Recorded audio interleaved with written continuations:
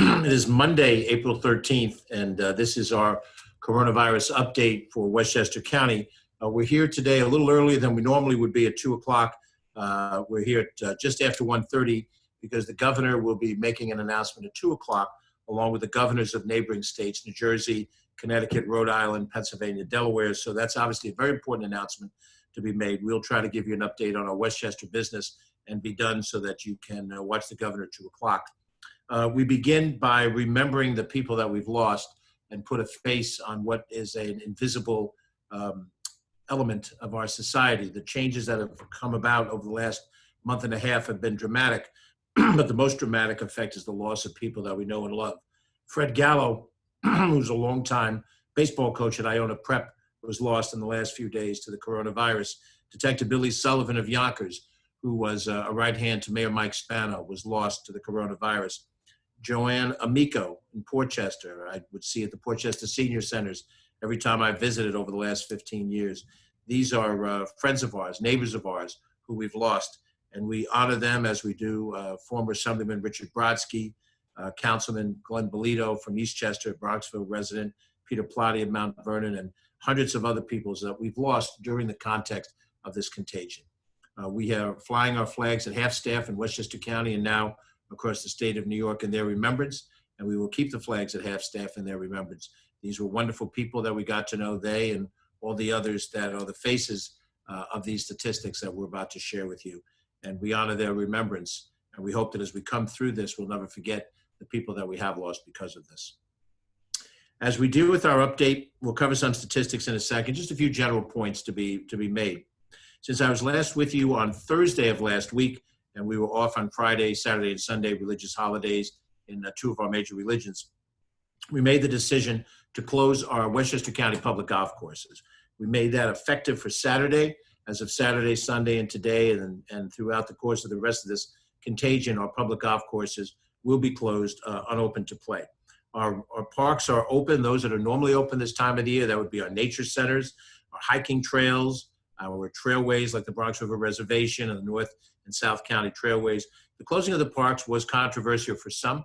I argued, and I think accurately, to keep them open because they represented an appropriate recreation where there was built-in social distancing. I know we've had this debate, and I analyzed it with the help of people in the medical community, and I am convinced that golf intrinsically was not a sport that would automatically lend itself toward inappropriate contact, since it's not a contact sport. But nonetheless, the state ESD made a decision that golf courses were not essential. That was applying on all private golf courses.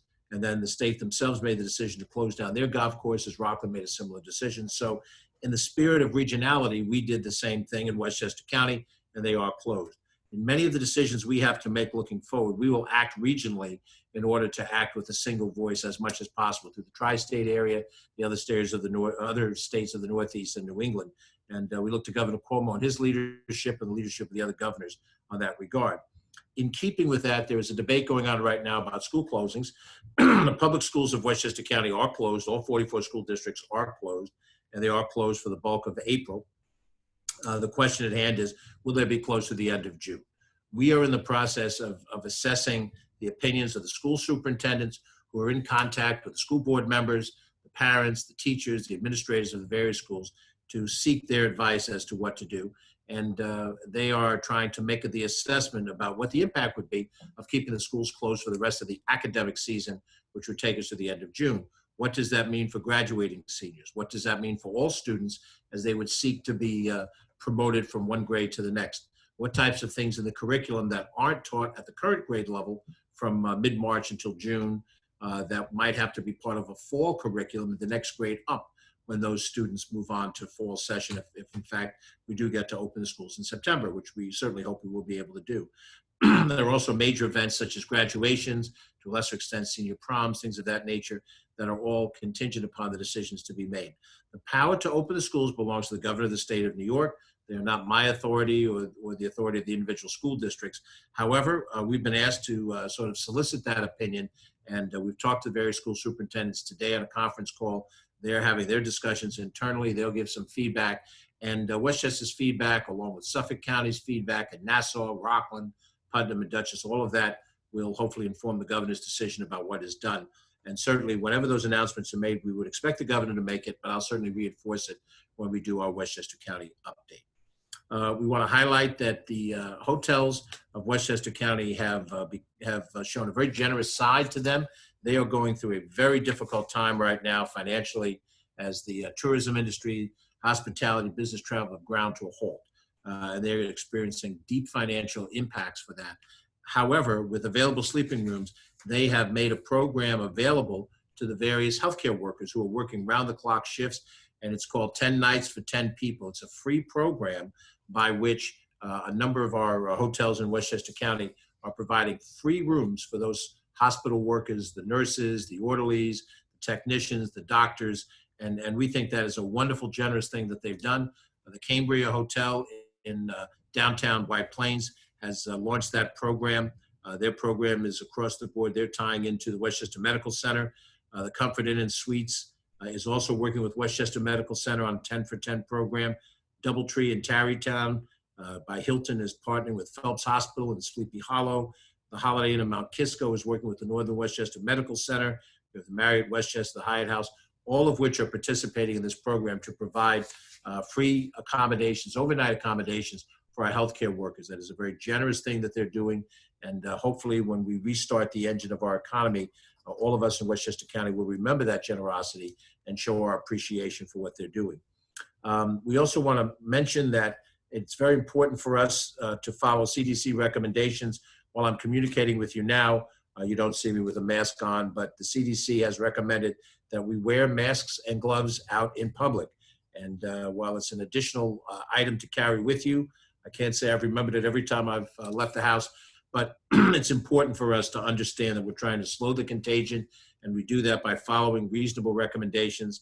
It is not part of our normal culture to wear a mask over our face and to wear gloves, but that is a necessary situation. When we go into the various settings that we go into, if we go to an ATM machine and we start to press buttons to access money, the door that opens us to go into the ATM area. When we pump gasoline, we don't know whether or not there's COVID virus on those surfaces. So we're wise to have gloves on as we do that, and we're wise to have masks on, primarily to protect other people from whatever coughing we might do. You're no doubt noticing I have a dry cough. I have it every time this year, so we don't believe it's indicative of the virus. But when those things happen, we may be spreading contagion. So by putting on masks and gloves, we're protecting ourselves and protecting the people around us, which we think is a very, very important thing and something that we want to highlight as critical.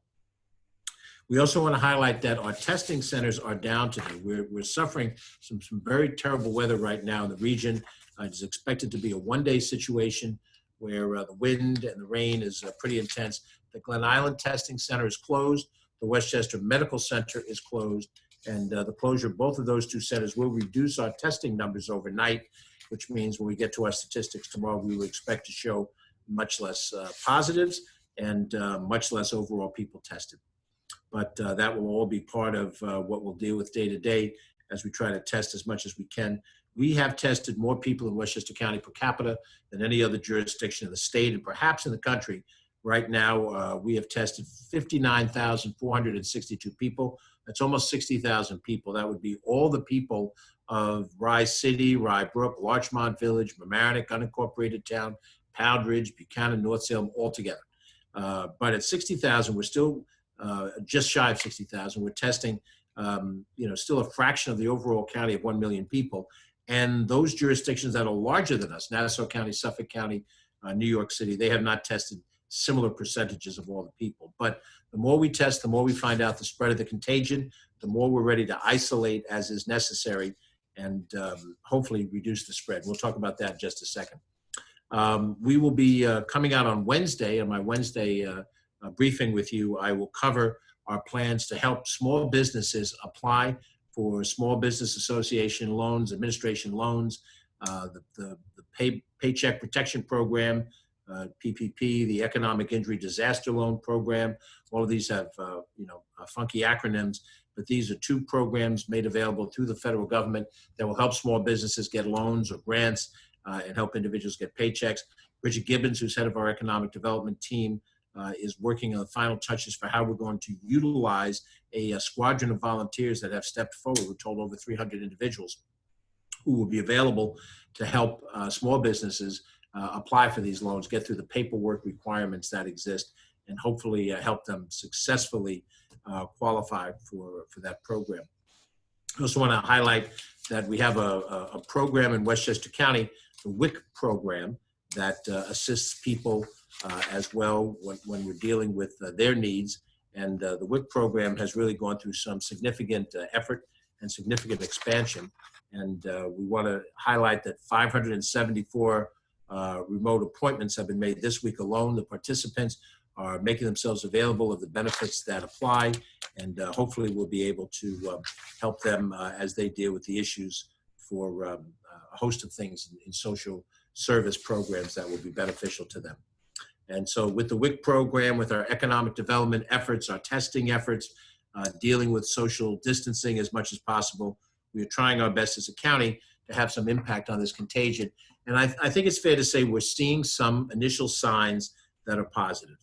When we take the total number of positives, which increase every day, they're in a tracker that you can find through the New York State Department of Health, you will see that we have, as of today, Monday, April 13th, 19,786 people who have been registered as positive with the COVID virus. However, we had 2 weeks ago 9,326 people who were positive, and because they've gone 2 weeks and they have gone through the period of time of incubation and have come through it without illness, that we now can take those folks out of the total inventory so that the number of active cases that we have, the number of people who are still potentially vulnerable to becoming sick and worse, is now 10,460 cases. We've monitored that active case number over the last 6 days, and that number has gone down in small increments every one of the last 6 days. It was over 11,000 active cases last Wednesday, and we're now down to the mid 10,000 range of cases. Not a huge amount, but it's a slow and steady decrease. And we think that represents one example of the flattening of the curve that we've heard so much about, that there would be an increase in the various number of cases and it would peak. And then at some point, if we did what we were supposed to do, it would flatten rather than to continue to rise. And the other indicator that gives us some sense of confidence is the number of people hospitalized. We have 1,194 people hospitalized as of today with COVID-related illness. 5 days ago, we had 1,107. That's an increase of 87 people hospitalized, but that's spread out over 5 reporting days. So that's less than the vicinity of 17, 18 people a day. And that number is smaller than it was at the outset of this process. So we're encouraged by that. It's a hospitalization rate of about 11%, 11.4 to be specific. Why does that number matter? When that number reaches 17, 18, 19, 20%, from where it is now at 11, 10, 11%, we reach the maximum capacity that our hospital beds can handle, even with bringing online beds at the county center, which are going through the last week of construction. We have, as I've mentioned before, over 3,000 beds in Westchester County that are available for patients of any illness. And if we look at the bulk of them being allocated to COVID patients, and we have right now about 1,200 people hospitalized, we are in a good place in terms of available hospital beds. The scenes that we saw on television of Italy a month ago, where in some of the most advanced hospitals, we had people in hallways just on gurneys because there weren't enough rooms to be able to house them, be able to treat people. We are trying very hard to avoid that happening in Westchester County. Now, if we are able to have some success in handling the demand for people who need to be hospitalized, the available beds are going to go to other sick people, whether they come from Rockland County, Orange County, Putnam County, Dutchess, or they come up out of the city, out of the Bronx. We will use our life-saving personnel and strategies to save a life anywhere. It doesn't have to be from Westchester County, but we want to try to manage that process as best as we can. Our death total has continued to rise. I mentioned in a few individuals that we know and love. Overall, we've lost 557 people to this disease. That is up from where we were 5, 6 days ago, 300 some odd people, and that increases our fatality rate to the high 2% range, 2.8% as of today. That death rate is significant But by the same token, we're looking now and analyzing, where is the death rate coming from? Is it coming from people that are hospitalized? Is it people in their home whose health situation deteriorates so rapidly that there isn't time to get them into the hospital? They're slightly sick one day, a little more seriously sick the second day. By the third day, they've expired. And if that's the case, that is a much more troubling scenario. There are discussions about the demographic breakdown and the fact that African Americans and Latinos have a higher percentage of fatalities due to COVID than exists in their general presence in the population at large. And we're looking at what that represents for strategies, where we test, where we try to provide masks and things to sort of reduce the spread. But it's also important to understand that the real demographic that affects here is age. When you reach the age of 60, and even more so the age of 70, the vast majority of COVID patients are people who fall in the range from that up to 100 years of age. More than half of the deaths that have come from COVID are people 70 years of age and older. And when you include the cohort, which I happen to be in, people between the ages of 60 and 70, that percentage rises to 2/3 of all the people. Conversely, there are hardly any deaths of people that are under the age of 30 or under the age of 40. And generally where there is death, there's some type of comorbidity, some other healthcare factor for the younger person that's affected them. There are incidences of people who had no previous illness, have been taken by the COVID virus, and they've expired, but they are the exception. And the rule seems to be that if you are older and you have some other pre-existing healthcare condition, then that is the greatest likelihood that you might suffer fatality from this disease. But it does in fact represent a greater impact on poor people, people who live in dense communities, and the larger percentage of people who are African American and Latino fall into those categories. And it's hard for them to work at home if their work involves service delivery work where they deal with people upfront and personal. But we do think the numbers show that there is a flattening of the curve. It's too soon to state it declaratively. We're looking at something now that's 5-6 days in duration, a little more perhaps, and we're going to keep on tracking it. If a week from today, those trend lines continue to be flat like this or start to go down, then we could argue that we've seen the worst of this wave.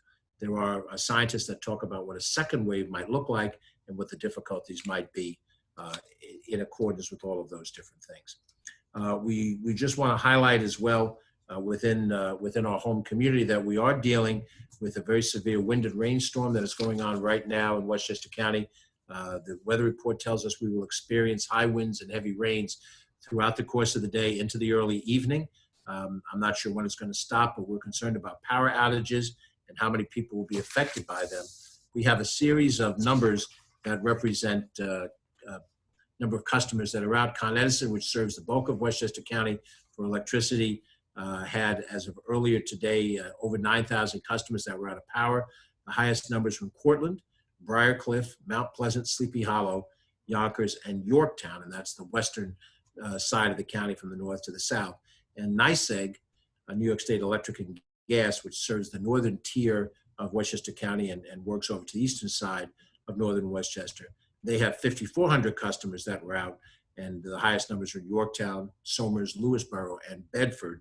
We're not seeing at this point the impact universally across the county, but we're certainly monitoring all these things. And as we did with our crisis from 2 years ago, just slightly before this time, we're trying to make sure that all of the things are done to make sure people have electrical power. We are at a warmer time of the year. That is good news. But at a time when people are in home, in quarantine mode, or in shelter-in-place mode, the last thing we need to do is have power go out. No television, no cell phone, a host of things that would keep you connected as minimally as you might be to the outside world. But we're certainly going to work through the local governments and the utilities to see how fast everybody can be returned to power. So if you are without power right now, you certainly can register that information with the electric company. But at the same time, hopefully we're going to see some efforts to deal with that. And I will mention a little later in the week, I'll just touch on it today without giving statistics, but we're tracking how far we've gotten on the census data. We are 2 weeks, not quite 2 weeks into the census since the launch. We're trying very hard to make sure that Westchester County gets an accurate count. We have some preliminary numbers of which communities are scoring well during this phase where people are responding by the internet or by telephone. And as we start to get into the phase of mail response, hopefully we'll see the numbers jump up before we get to the point of door-to-door work, which in the age of COVID may come a little bit later on. We are continuing to provide basic services to this county every day. Our police, our public safety people are still policing the highways, by contract, policing the town village of Mount Kisco. We have our emergency services operations doing the things they're tasked to do, both for COVID, material distribution. Our public health department is deeply involved in a host of different projects that will help us here. But we still have our Department of Environmental Facilities that runs our sewer treatment plant and has people pick up garbage from the transfer stations and bring it to Charles Point and recyclables to the MRF. So we have our responsibilities. We run a jail, we run a probation department. We're trying to fulfill those responsibilities every day in a reasonable and a responsible way. We are going to get through this. It will not be easy, and it could be longer than anyone would like or could have expected. But I think we have to continue, as I've said many times before, to make intelligent, prudent decisions and hopefully follow science, and we will get through this. And the numbers today show some positive signs that we may have a flattening of the curve. If we do, we'll certainly be happy to proclaim it if we feel confident that we can. But hopefully we're moving in the right direction. So with that, I'm going to stop, open it up to any questions from the press, make sure that I'm out in the next couple of minutes so you can see the governor and the other governors give their information. Catherine Chaffee, our Director of Communications, what questions do we have? The first question comes from Dave Wolf. You touched on this a bit, but he wants to just confirm that the county, that you agree there should be a coordinated effort when it comes to the schools among the different counties and the different states. Yeah, absolutely. I think we need a regional approach to solving most of these issues. That is why we closed down the golf courses. You've heard my defense of why golf courses should be open, but we closed them to be consistent with what was happening regionally. And we want there to be a regional approach to everything here. The reopening of the society when the time is right makes perfectly good sense when it's in New York, New Jersey, Connecticut, and by extension, other states in the region. And as far as the school openings are concerned, when we put the question today before the school boards, school superintendents, they each have different sized districts. You know, Yonkers has 27,000 students, Rhinebeck has 1,600 students. So they're very different entities. But we think when the decision is made to keep schools closed to a date certain and then open it at date certain, that's a decision that should be made regionally and with lots of input.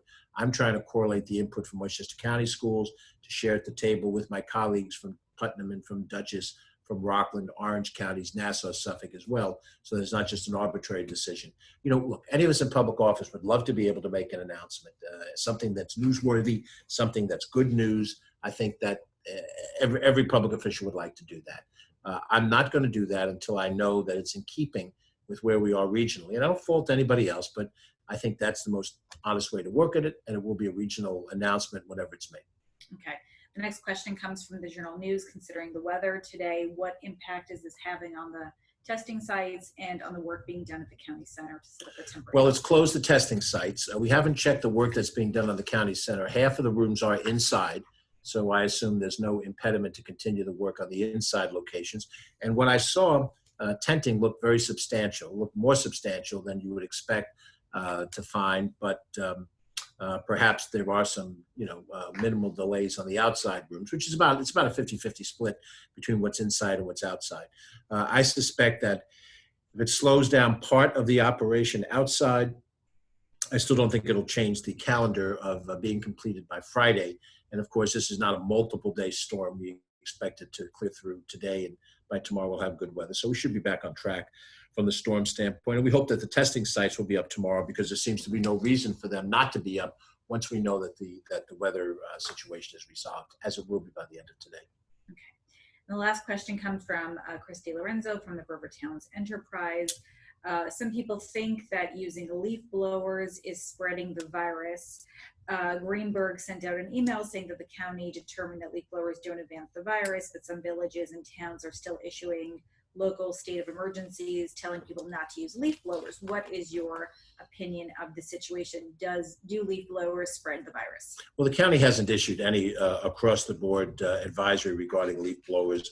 I think our Commissioner of Public Health has opined individually that she felt that the nature of the contagion, what keeps the coronavirus alive, would not be airborne by the basis of leaf blowers. But the more important issue here is that the ability to regulate leaf blowers is a municipal authority. It is not the authority of the county government. We cannot override Village A, Town B, or City C for what they choose to do. So each local municipality can determine if they want to ban leaf blowers in their community. Obviously, the governor can choose to do that across the board. I don't know if that's an issue that's come up on his radar screen.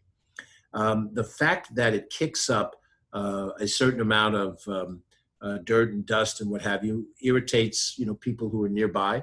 It may exacerbate certain breathing issues that people have, and certainly the noise can be irritating for people, and particularly now that we're sheltering in our homes and we're here all the time. And normally, if we go to business, we may not hear what goes on by gardeners during the day, only if they're working late at night or working on the weekends. So my sense is that that's a discussion for each community. If a community feels that the nature of their community warrants them to close it down, that's their option. And I don't say that blithely. Communities are very different. I grew up, as everybody knows, in Mount Vernon, which is a highly densely populated community. The lawn in the house of my father's house was tiny. You could rake it by hand with no problem at all. It wasn't a 5-acre situation. Had I grown up or had I lived in North Salem, where you have 1, 5, 10-acre properties, it's a completely different process to clean up those properties. The proximity of your neighbors are also very different when you have large zoning gaps. And then in the suburban communities, it's somewhere in between. And I think, the advocates want to see a shutdown of leaf blowers. And I think their advocacy should be directed to their local officials who have the power to do that. From a county standpoint, if we get clear understanding from health department officials at any level that this is really advancing the spread, then we would shut it down. But one of the things I think it's important, and I mentioned this in terms of golf, and I think it applies to everything else, we have to be fact-based in what we do. Now, we all draw opinions. I draw opinions too. I talk often about being a sports fan, and I see some decision being made. I don't like it, and I'm critical of the coach, or I'm critical of the management. I don't know all the inside details that go into it. I have an opinion as a fan. So for people who feel strongly, they have a right in a democracy to express that opinion. But there's also alternate opinions, and so you have to listen, and in the give and take in the public arena, you come up hopefully with the right decision. So I think the direction is to the towns, the villages, and the cities. For advocacy purposes. The county's role in this particular issue is non-existent. We don't control what those decisions are. And over reached the 2 o'clock hour, I want to make sure that you're able to see the governor and the announcements that he has to make. We will be back before you again tomorrow. We're planning at 2 o'clock, the regular time that we plan. We also have an 11 o'clock Facebook Live interview tomorrow. Deputy County Executive Ken Jenkins will be running that interview. And so hopefully that will be of some interest to you as we try to assess where we are. Today's interview, if you see it online, is with Mayor Tom Roach of White Plains.